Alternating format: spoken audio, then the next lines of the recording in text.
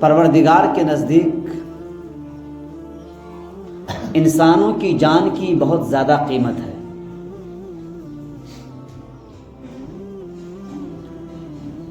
اتنی قیمت ہے اگر انسان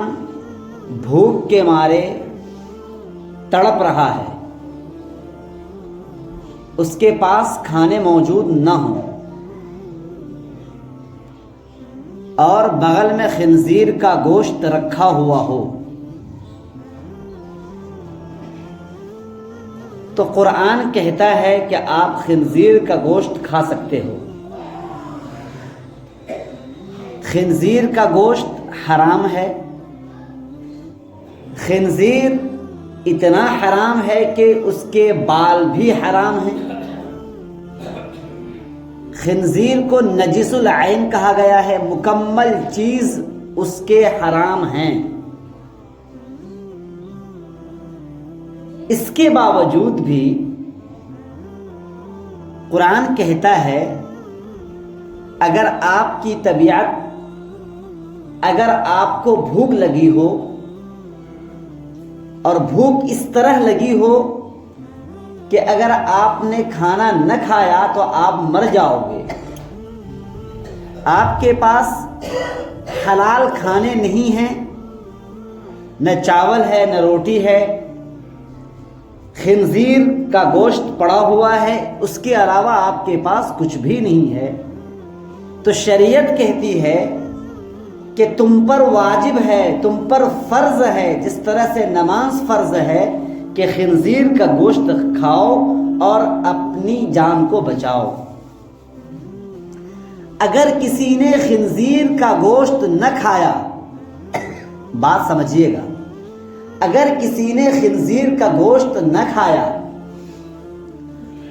اور وہ تڑپ تڑپ کر مر گیا تو اس کو خودکشی کرنے کا عذاب ملے گا۔ ہاں، اب یہ انسان اور ان انسانوں میں جو ایمان والے ہوتے ہیں ان کی بہت زیادہ قیمت ہے۔ ایمان والوں کا جو دل ہوتا ہے وہاں پر اللہ تعالیٰ کا عرش ہوتا ہے۔ جب ایمان والوں کا دل ٹوٹتا ہے تو اللہ کا عرش ہل جاتا ہے، اللہ کا غصہ بھڑکنے لگتا ہے۔ اسی بنیاد پر احادیث میں جگہ جگہ اس بات کی تاکید کی گئی ہے کہ ایمان والا اس کا ایمان اسی وقت مکمل ہو سکتا ہے۔ ہم سوچ لیں کہ ہم مومن ہیں، ہمارے سوچنے سے نہیں ہو سکتا ہے۔ ترازو ہمارے نبی نے قائم کر دیا ہے، اس ترازو میں ہم اپنے ایمان کو تولیں گے اور ہمارا ایمان اس ترازو میں کھڑا ثابت ہوتا ہے تو ہمارا ایمان ہے۔ ہم اپنے من سے اپنے آپ کو ایمان والا کہہ لیں، اپنے آپ کو اسلام والا کہہ لیں، نہیں تصور کیا جا سکتا ہے، اس بات کو نہیں مانی جائے گی۔ اللہ کے نبی صلی اللہ علیہ وسلم نے ترازو قائم فرمایا ہے، اگر تم ایمان والے ہو تو تمہارے اندر دوسرے ایمان والے کی تکلیف محسوس ہونی چاہیے۔ اگر تم ایمان والے ہو تو تمہارے پڑوس میں اگر کوئی بھوکا ہو اس کی بھوک کا احساس تمہیں ہونا چاہیے۔ اگر محسوس نہیں کرتے ہو، تم اپنے آپ کو کتنا ہی بڑا ایمان والا کہہ لو، ایمان والے نہیں ہو سکتے ہو۔ ہمارا اور آپ کا فیصلہ اپنے لیے اللہ کے نزدیک مقبول نہیں ہوگا، قبول نہیں ہوگا۔ ہمارے نبی نے انسانوں سے متعلق، خاص طور سے ایمان والوں سے متعلق، ان کے حقوق سے متعلق اتنی تاکیدی گفتگو فرمائی ہے، یہاں تک کہ حضرت جبریل علیہ السلام نے اللہ کے نبی صلی اللہ علیہ وسلم کو پڑوس کے بارے میں اتنی تاکید فرمائی، پڑوس کے ساتھ کس طرح سے تمہارا سلوک ہونا چاہیے۔ اللہ کے نبی نے خود فرمایا کہ اتنی تاکید اللہ کے نبی نے فرمائی، مجھے ڈر لگنے لگا تھا ایسا نہ ہو کہ پڑوس کو بھی میری زمین جائیداد میں حصہ دار نہ بنا دیں۔ تو اب ہمارے سامنے کسی ایمان والے کی جان جا رہی ہو صرف اس بنیاد پر کہ ان کے پاس پیسے نہیں ہیں، ان کے پاس وسائل نہیں ہیں، تو پھر اللہ تعالیٰ یہ آزمائش کا دور شروع کر دیتا ہے، امتحان کا دور شروع کر دیتا ہے کہ تمہارا ہم امتحان لیں کہ جب تم اپنی زندگی گزارنے کے لیے جہاں پر خرچ کرنا نہیں تھا تم نے وہاں پر ناجائز خرچ کیا، اور جہاں پر خرچ کرنا تھا تم نے وہاں پر خرچ نہیں کیا، تو پھر یہی حساب و کتاب کا سلسلہ شروع ہو جاتا ہے۔ ہمارے سامنے ہمارے گاؤں میں ایک صاحب تڑپ رہا ہے، ایسی شدت کا عالم ہے، ایسی بیماری کی حالت ہے، اگر اس کا بر وقت علاج نہ ہو تو صرف وہ دوائی کی بنیاد پر، دوائی نہ ملنے کی بنیاد پر، بر وقت علاج نہ ہونے کی بنیاد پر، صحیح علاج نہ ہونے کی بنیاد پر اگر وہ اس دنیا سے چلا جائے تو یہ ہم اگر سوچ لیں گے ارے موت تھی آ گئی موت، تو اس سے چھٹکارا نہیں ملے گا۔ یہ بات بول دینے سے قیامت کے روز ہمارا دامن نہیں چھوٹے گا۔ ہاں، کیونکہ موت اگر اپنے ہی آپ آنا ہو تو آدمی چھت سے کود جائے گا، خودکشی کا گناہ نہیں ملنا چاہیے اس کو۔ اگر انسان کا ہاتھ کٹ جائے، انسان کا پیر کٹ جائے اور اس کی بنیاد پر موت آ جائے تو انسان یہ نہ کہے کہ ہمارے ہاتھ کٹے یا نہ کٹے تب بھی ہم کو مرنا تھا، نہیں، ایک ذریعہ ہوتا ہے۔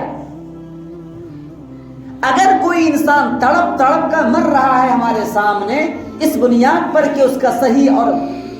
ٹھیک ٹھاک علاج نہیں ہو رہا ہے، تو یاد رکھو قیامت کے روز ہم جواب نہیں دے پائیں گے،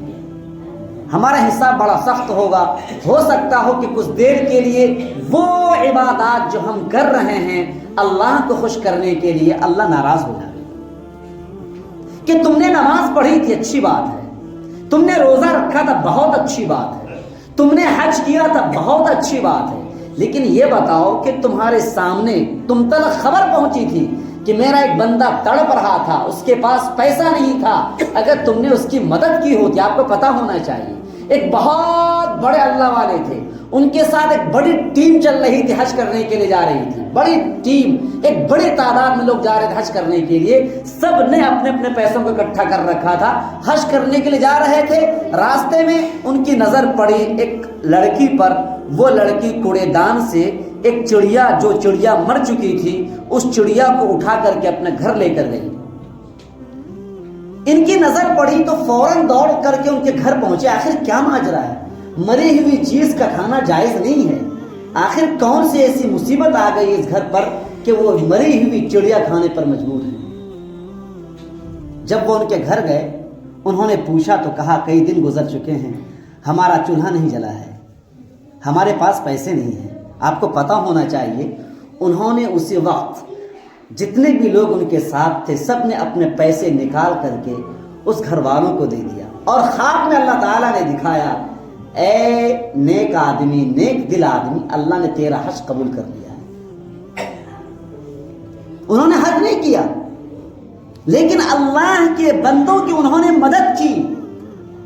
اللہ تبارک و تعالیٰ نے خواب میں دکھایا کہ اللہ نے تجھے حج کا ثواب عطا فرما دیا ہے۔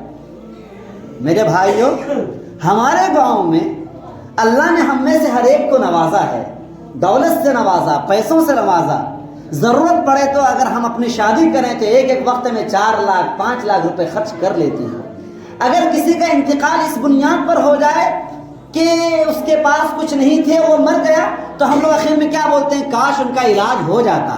لیکن ابھی زندگی باقی ہے۔ علاج کے لیے اگر ہم نے ایک قدم آگے بڑھایا تو ہو سکتا ہے اللہ تبارک و تعالیٰ آزمائش ہماری کر رہے ہوں اور ہمارے 1 روپے سے اگر وہ ٹھیک ہو جاتے ہوں، اللہ کی قسم جو مصیبت ہم پر آنے والی ہے اس ایک مدد سے ہم پر جو مصیبت آنے والی وہ ٹل جائے گی۔ تھوڑی سی اگر آپ ہمت کریں گے، کون نام ایوب کے نام سے کون واقف نہیں ہے؟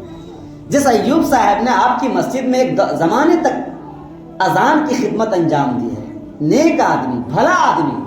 کوئی بھی دنیا میں ایسا آدمی نہیں جس کے اندر کوئی کمی نہ ہو سکتا ہو جناب ایوب صاحب کے اندر کمی ہو، لیکن جو آدمی نماز کی پابندی کرے، ہمارے نبی نے فرمایا ان کی گواہی دے دو جنتی ہونے کی، اذان کی پابندی کی، نماز کی پابندی کرتا ہے۔ اب ایسا آدمی آج اگر وہ ہمارے سامنے تڑپ رہا ہے، پریشان ہے، تو ایسے موقع پر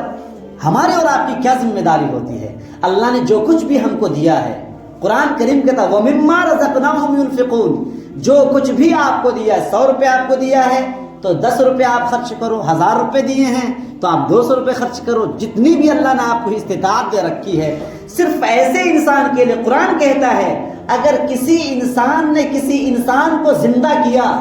یہ میں قرآن کی آیت پڑھ رہا ہوں، اگر کسی انسان نے کسی انسان کو زندہ کیا